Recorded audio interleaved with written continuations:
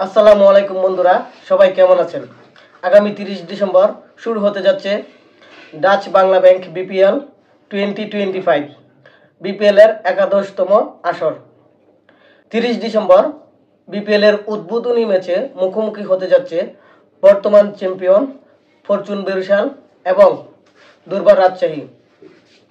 দিনের দ্বিতীয় ম্যাচে মুখোমুখি হতে যাচ্ছে ঢাকা ক্যাপিটালস এবং রংপুর রাইডার্স। দুটি ম্যাচই অনুষ্ঠিত হবে মিরপুর শেরেবাংলা জাতীয় স্টেডিয়ামে। এর আগে আমরা বিপিএল এর সংক্ষিপ্ত ইতিহাস জেনে নিই। আপনারা সবাই অবগত আছেন যে 2012 সালে প্রথমবারের মতো বাংলাদেশ প্রিমিয়ার লিগ বিপিএল যাত্রা শুরু করে। প্রথম আসরে চ্যাম্পিয়ন হয় রাজধানী ঢাকা গ্ল্যাডিয়েটর্স।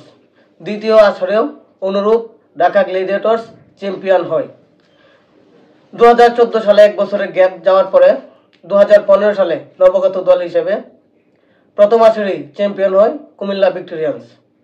পরবর্তীতে 2016 সালে ঢাকা গ্ল্যাডিয়েটর্সের পরিবর্তে ঢাকা ডায়নামাইটস বিপিএল এ অংশ নেয় এবং প্রথম আসরেই তারা ঢাকা গ্ল্যাডিয়েটর্স হারানো শিরোপা পুনরুদ্ধার করে।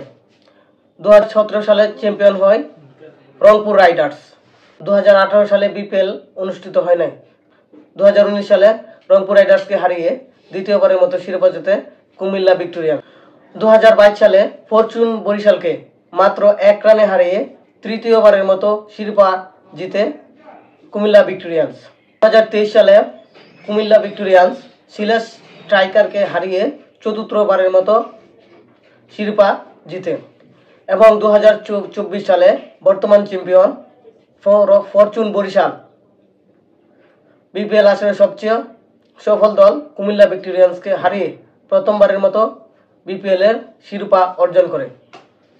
বিপিএল এর ইতিহাসে সবচাইতে সফল দল কুমিল্লা ভিক্টোরিয়ান্স। তারা সর্বোচ্চ 4 বার শিরোপার স্বাদ গ্রহণ করে।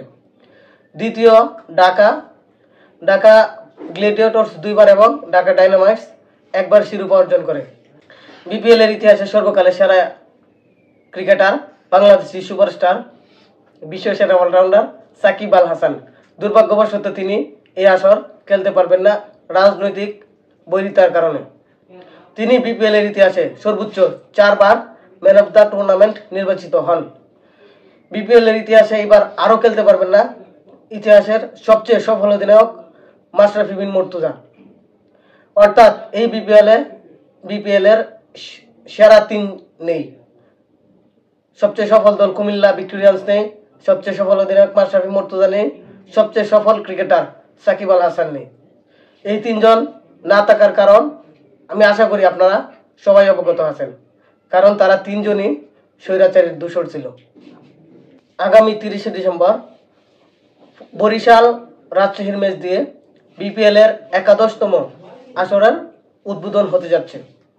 এবারের বিপিএলটা সবচেয়ে বেশি জমজমাট হবে বলে ভক্ত সমর্থকদের আশাবাদী এবং আমরা মনে করি এবারের বিপিএলটা আমাদের জনগণের এবারের বিপিএলটা আমাদের দর্শকদের প্রত্যাশার চেয়ে বেশি কিছু হবে বলে আমরা আশাবাদী।